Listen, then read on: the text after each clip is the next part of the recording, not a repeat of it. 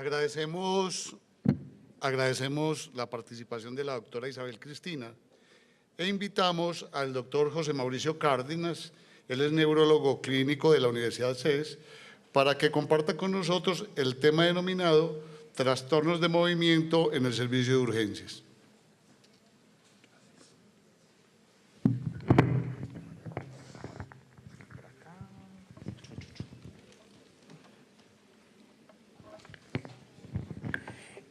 Ya muy buenos mediodía, algo así.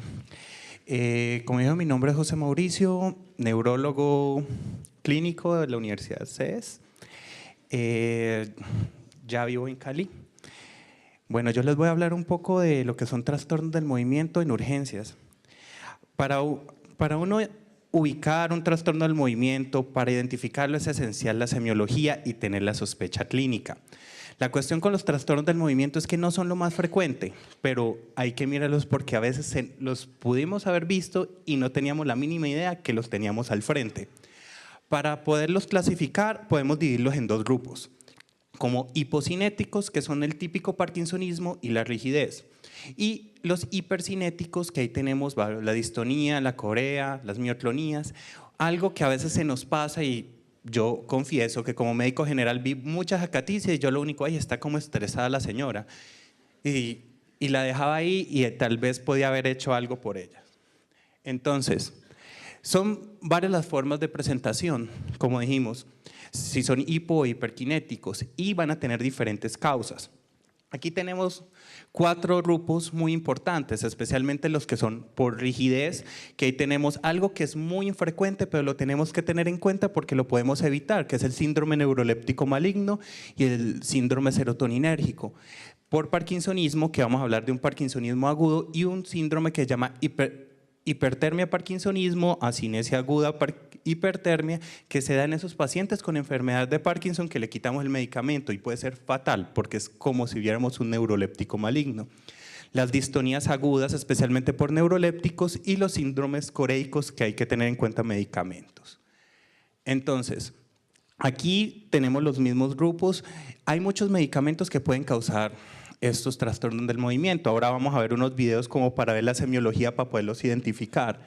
La corea, lo más frecuente, el paciente que ya lleva una enfermedad de Parkinson avanzada y está con levodopa y se mueve como si estuviera bailando.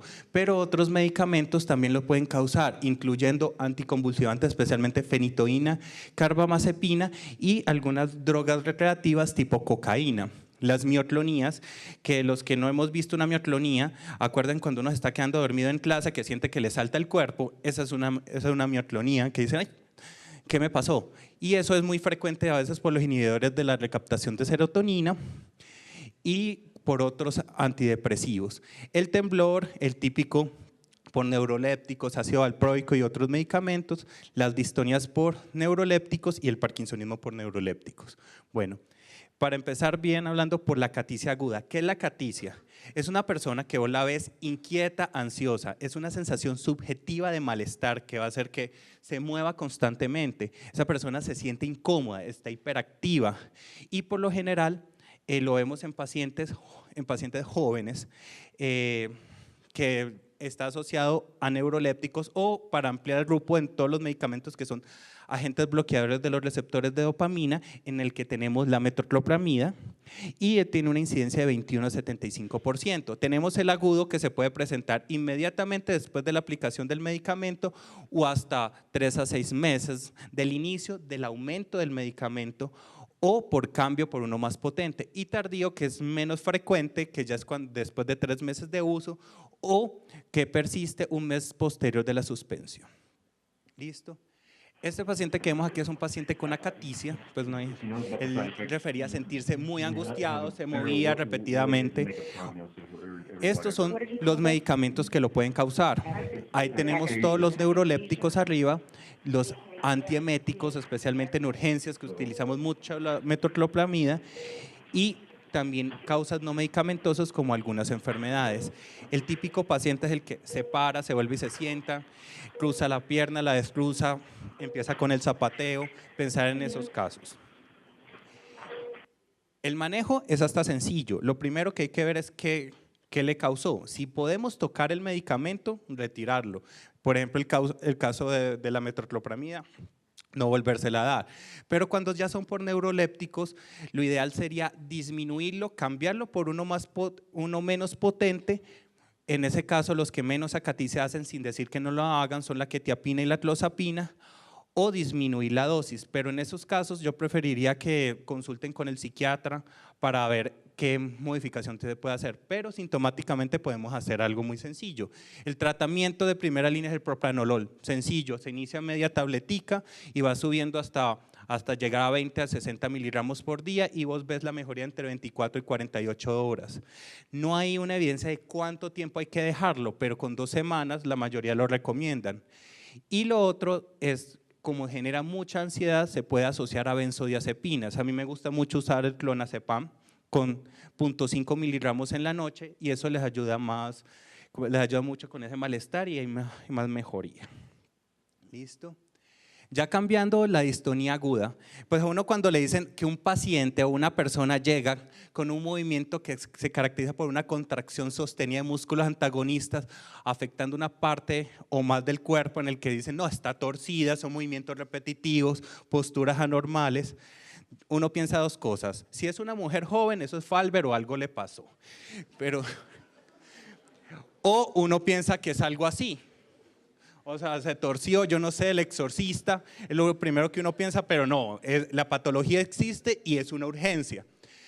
Por lo general puede ocurrir inmediatamente o en un pico a las 72 horas después del medicamento o hasta antes de los 3 meses para que sea una distonía aguda. Ya después de los 3 meses del uso de medicamentos ya estamos hablando de una distonía tardía. Es más frecuente con los neurolépticos típicos que con los atípicos, pero miren que hay otros medicamentos que lo pueden causar.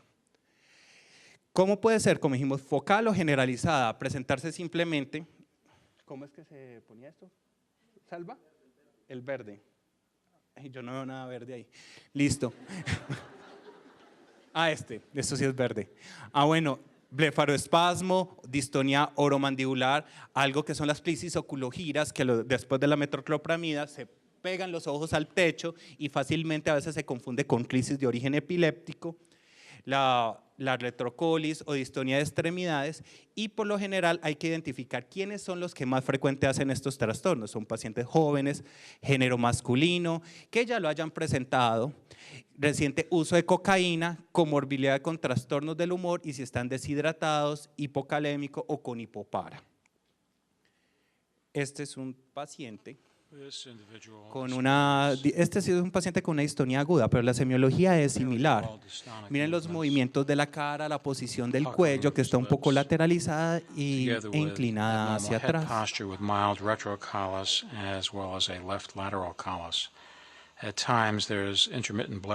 Se le cerraron los ojos. Closing here spontaneously rather than on command.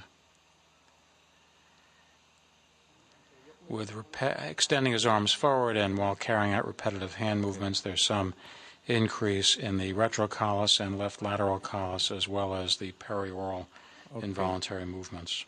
Listo. Bueno, el tratamiento, siempre uno ha visto a veces cuando llegan los pacientes de psiquiatría que le han puesto un anticolinérgico y una amantadina. Sinceramente, respecto a esa maniobra no hay evidencia que sea efectiva. Antes, los anticolinérgicos pueden empeorar el síndrome tardío, el típico movimientos orobucolinguales que uno de los pacientes como estaban jugando con la caja de dientes, que mueven la lengua constantemente, como dicen que la lengua es traviesa, no sé por qué me lo han dicho así. El uso del tratamiento, pues es un tratamiento agudo. Si llega el paciente torcido, lo ideal es un anticolinérgico. El que tenemos a la mano es el biperideno y la difenhidramina también. Se puede utilizar la difenhidramina intramuscular y se le puede dejar en mantenimiento biperideno por 7 días con una tableta cada 8 horas. Las benzodiazepinas solitas no sirven, pero ayuda a mejorar mucho los síntomas y se puede utilizar adicional. Y en las crisis oculogiras, más que el biperideno, se ha visto mayor mejoría con la difenhidramina. E igual, si el medicamento que está es un neuroléptico, consultar con psiquiatría para reducción a la dosis anterior o cambiarlo por uno menos, que produzca menos trastornos del movimiento o si se puede interrumpir. Este es otro trastorno del movimiento, eso es una corea hemivalismo. Este es un paciente con una hemicorea por hiperglicemia no cetósica. Si ven, al principio son movimientos irregulares, que son sin propósito, y ven cómo se empiezan a aumentar. Ya cuando son más agresivos, más proximales como lanzando, eso es lo que ya llamamos como un balismo. Y por lo general el balismo es hemicuerpo, por eso se habla de hemibalismo, y se habla de una lesión en el núcleo subtalámico contralateral.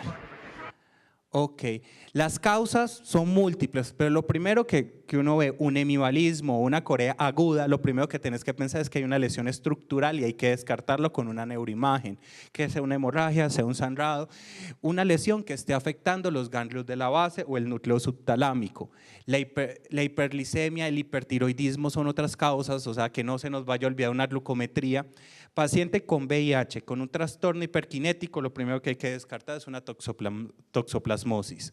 Las enfermedades autoinmunes tipo lupus, SAF, y en los niños acordarse de la corea de Sydenham. Listo. Las otras son estas son las mioclonías, lo que les decía que es como los salticos cuando uno se está quedando dormido. Este es un paciente con un Lance-Adams, que es una mioclonías posanóxicas. Son movimientos bruscos como shock, que pueden ser positivas cuando es por contracción o negativas, que son por pérdida del tono, lo que en el bajo mundo le llamamos asterixis. También pueden ser por causas metabólicas, tóxicas o anóxicas. O sea, paciente que te llega con mioclonías agudas hay que estudiarlo bien y nunca olvidar la encefalopatía urémica y hepática. Bueno, respecto al tratamiento de estas dos, las coreas, aparte, como tenemos que estudiarles en los neurolépticos, lo más utilizado es el haloperidol, la risperidona. Ya en casos más refractados se puede utilizar la tetrabenazina y las benzodiazepinas como el clonazepam. Y en las mioclonías, recordar ácido valproico y levetiracetam. Y la benzodiazepina que más sirve para las mioclonías es el clonazepam. Ahí vemos las dosis. Listo. Ya lo que es un parkinsonismo agudo, acordémonos que para hablar de parkinsonismo tiene que haber una bradicinesia, que es una lentitud en los movimientos asociada a rigidez en rueda dentada o temblor en reposo o inestabilidad postural. A uno cuando le hablan eso, uno dice, oh, eso es una enfermedad de Parkinson. Pero la enfermedad de Parkinson o todos los síndromes neurodegenerativos suelen ser lentamente progresivos, y si esto se instaura en meses, en días y en semanas, hay que descartar una causa secundaria. ¿Listo? Y acordarse siempre interrogar el uso de neurolépticos, especialmente el abuelito que está por allá en ancianato, que estaba molestando en la noche y ahora sí duerme, y les dimos unas goticas muy tranquilizadoras, eso por lo general es haloperidol. Estas son todas las causas de parkinsonismo. Medicamentos, aquí vuelve a aparecer los antieméticos, anticonvulsivantes especialmente como el ácido valproico, intoxicación, el manganeso en pacientes con nutrición enteral y parenteral, lesiones estructurales, incluye infartos estratégicos, infecciones, metabólicos, es la mielonisis póntica o estrapontina. Y genético, esto sí es mucho más raro, la enfermedad de Wilson por lo general suele ser más progresiva, pero puede tener una descompensación aguda, especialmente después de cirugías, y esta es la distonía y parkinsonismo de rápido inicio. Recordar que por lo general el parkinsonismo medicamentoso no es tan tremórico, suele ser más acinético rígido, es más simétrico. Recordar que la enfermedad de Parkinson por lo general inicia en un lado y persiste esa simetría. Diferente tampoco o no responde a la levodopa el parkinsonismo medicamentoso, igual que el parkinsonismo secundario a hipotiroidismo, y resuelve meses después de haber descontinuado, aunque hay casos de años. Y hay que tener en cuenta que cuando hay un parkinsonismo después del uso de un neuroléptico o un medicamento, hay que pensar tres cosas.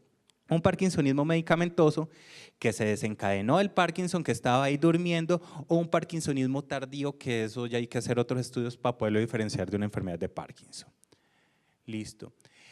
La otra parte es, ¿cuál es el parkinsonismo más frecuente? La enfermedad de Parkinson. ¿Y por qué nos puede asistir un paciente con enfermedad de Parkinson?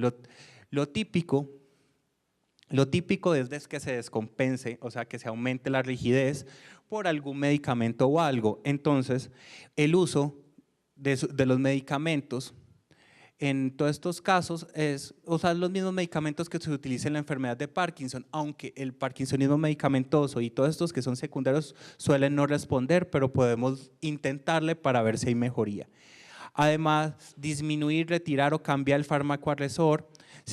Los neurolépticos, vuelvo y repito, los que menos producen síntomas extrapiramidales son la clozapina y la quetiapina, y el antimético usa la domperidona, ya que esta no pasa la barrera hematoencefálica. ¿Listo?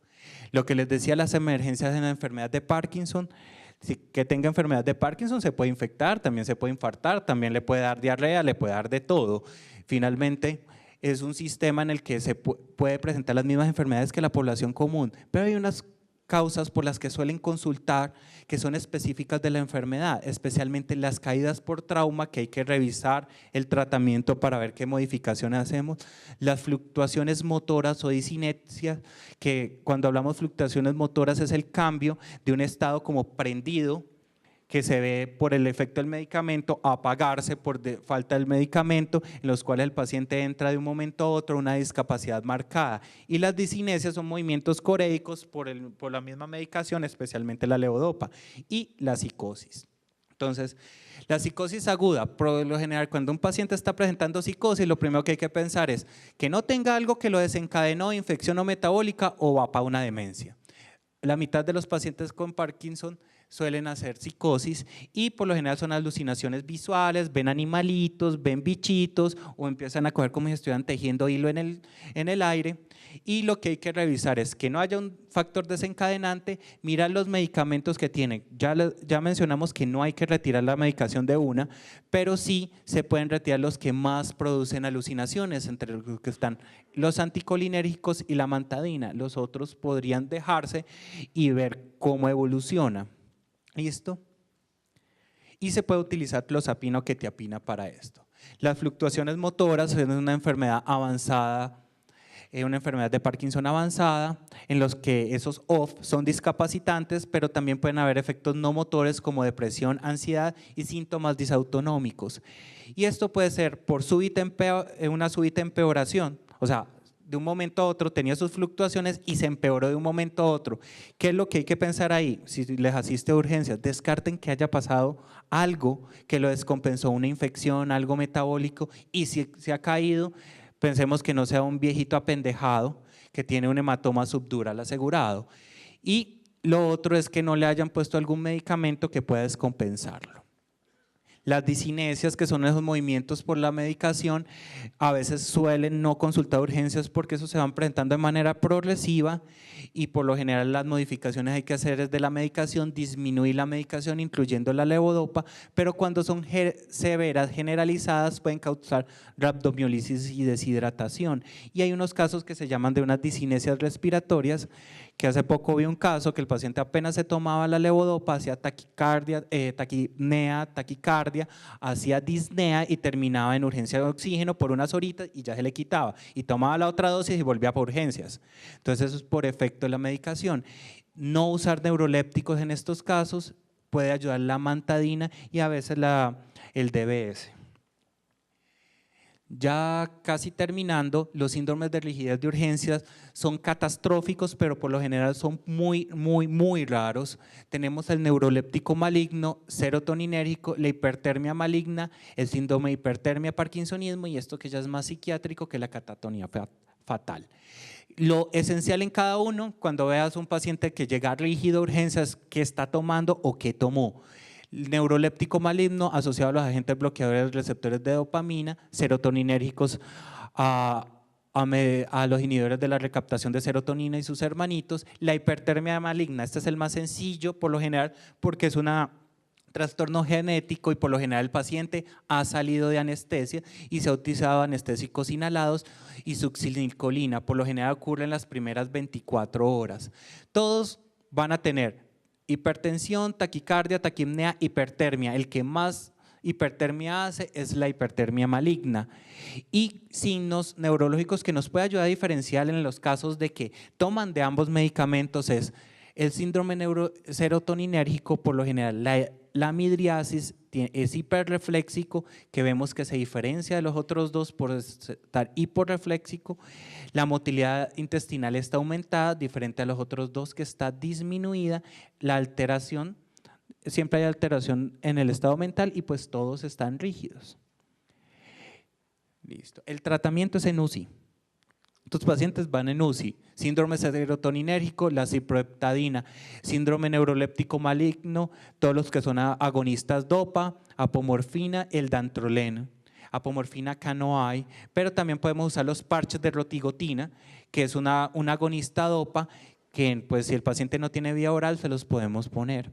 El síndrome de acinesia aguda hiperpirexia, que es el mismo parkinsonismo hiperpirexia, que es volver a colocar la medicación y nos podemos ayudar con el dantrolene, la hipertermia maligna, dantrolene, y la catatonía letal, benzodiazepinas y terapia electroconvulsiva. Y ya está la última parte, son los trastornos del movimiento asociado al uso de drogas recreacional. La mayoría de todos tenemos un amigo toallín que nos pide a cada rato un porro y pide otras cositas y ¿tienes un porro? Algo así. Pero todos tenemos un amigo toallín, pero aquí especialmente son los psicoestimulantes, en los que tenemos la cocaína, que finalmente va a prolongar la transmisión de la dopamina, y vamos a ver trastornos del movimiento hiperkinéticos, en los que tenemos la corea, el track dancing, distonías, estereotipias y mioclonía, y puede iniciar minutos después del consumo y en ocasiones en los periodos de abstinencia. Con las anfetaminas, que finalmente también es un estimulante, tiene muchos movimientos, especialmente que simulan estereotipias, que son repetitivos, cambios de ánimos y alucinaciones, y lo característico son las disinesias orobucolinguales con protrusión de la lengua, algo como así, así, lengua afuera, éxtasis, hipertermia. El éxtasis puede también además simular un síndrome neuroléptico maligno o síndrome serotoninérgico. Y ya terminando, este es un video de uno que está un poquito trabado, para que vean los movimientos.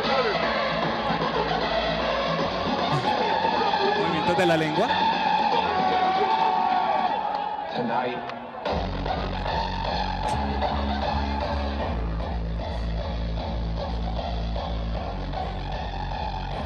La lengua afuera. ¿Listo? Ok, muchas gracias.